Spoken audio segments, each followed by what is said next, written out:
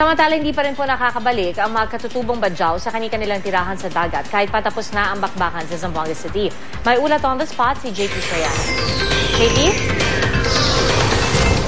Pia, narito tayo ngayon sa may RT Lim Boulevard, isang kilalang pasyalan dito sa may Zamboanga City. Pero Pia, ngayon ay nagsisilbi nga itong pansamantalang tirahan at tahanan para sa napakaraming kababayan nating badyaw na piniling dito manirahan at dito pansamantalang mag-evacuate instead dun sa mga evacuation centers.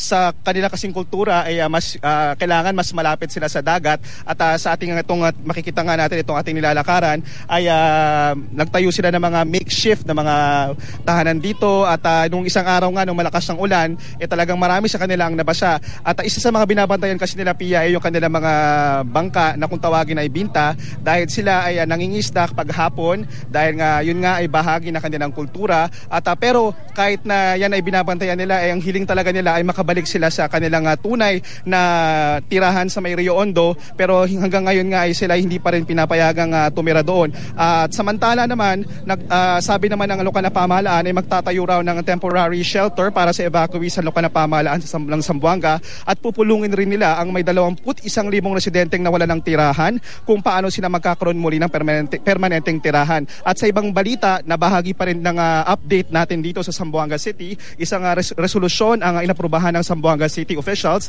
na hiniling sa COMELEC na ipagpaliban ang barangay election sa lungsod. Hiniling din daw nila sa COMELEC na i-exempt ang Zamboanga City sa pinatutupad na election gun ban. Ayon sa Zamboanga City Public Information Office sa October 8, inaasahan ng desisyon na manggagaling sa COMELEC Anbank tungkol sa hiling ng Zamboanga City. At bilang paghahanda rin sa nalalapit na pista dito sa Zamboanga, itinakda ang novena masa simula ngayong araw mula alas 6 ng umaga hanggang alas 5 ng hapon sa Sentro Pastoral pero muling paalala ng otoridad na maging mapagmatyag at maging alisto at i-report daw ang mga kahinahinalang kilos ng o gamit na naiiwan kung saan-saan man na makikita rito para matiyak na wala mga insidente mangyayari dito. At tanungin natin yung sa kababayan nating nandito ngayon. Ano pong pangalan nyo, sir?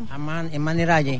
Opo. So bakit nyo po pinili pong manatili dito instead po dun sa loob ng mga evacuation center kung saan may bubong?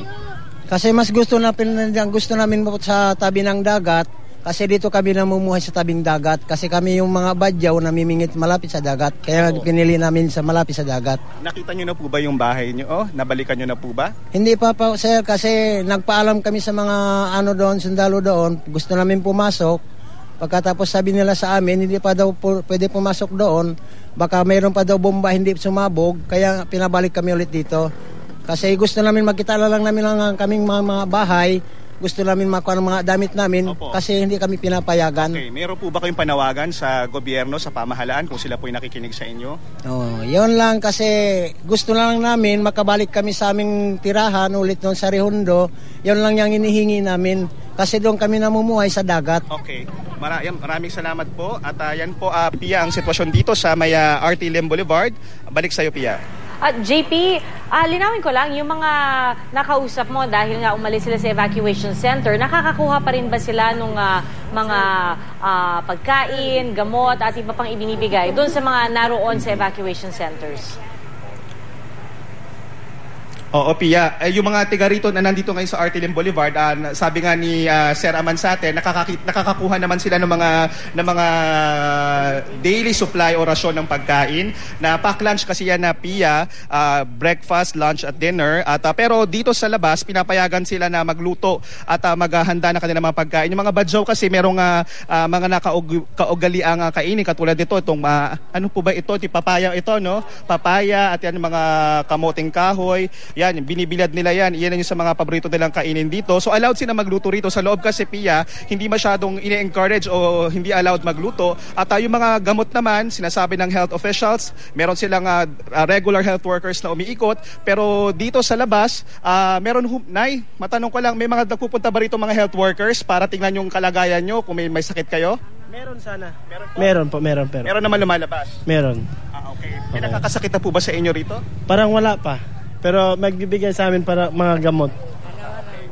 Araw-araw din nagche-check sa amin dito. Sige po, ingat po kayo dito. O yan, Pia, yan makita yung sitwasyon dito. Nakita natin hanggang ngayon, nandito pa sila. Umaasa sila makabalik sa Rio Hondo. Pia? At JP, nakita namin dun sa video mo, no, dun sa paligid mo, ang daming mga bata. At I'm sure dun din sa mismo mga evacuation center, napakaraming bata rin. Nabanggit na ba ng DepEd or ng DSWD, no, kung paano yung gagawin para dun sa mga hindi nakakapasok ngayon? Okay. Marami kasi sa mga nanditong mga bata, yung eskwelahan nila doon din sa may Rio Hondo. At dahil nasunog din yung kanilang eskwelahan, hindi nga sila makapasok. Tama ba? Nasunog yung eskwelahan nyo? Ayun. Pero ang plano ngayon ng lokal na pamahalaan, ng DepEd, pag naayos na nila ang clearing operations, ay hahanap sila ng mga makeshift classrooms na pwedeng pasukan at i-adjust na lang ng DepEd yung kanilang schedule para makabawi sila sa mga araw at klaseng hindi nila na-cover. At yun nga, ang inaasahan dito, matapos na yung clearing operation, pero ngayon wala pang eksaktong petsa kung kailan talaga magagawa yan. Pia? Maraming salamat, JP Soriano.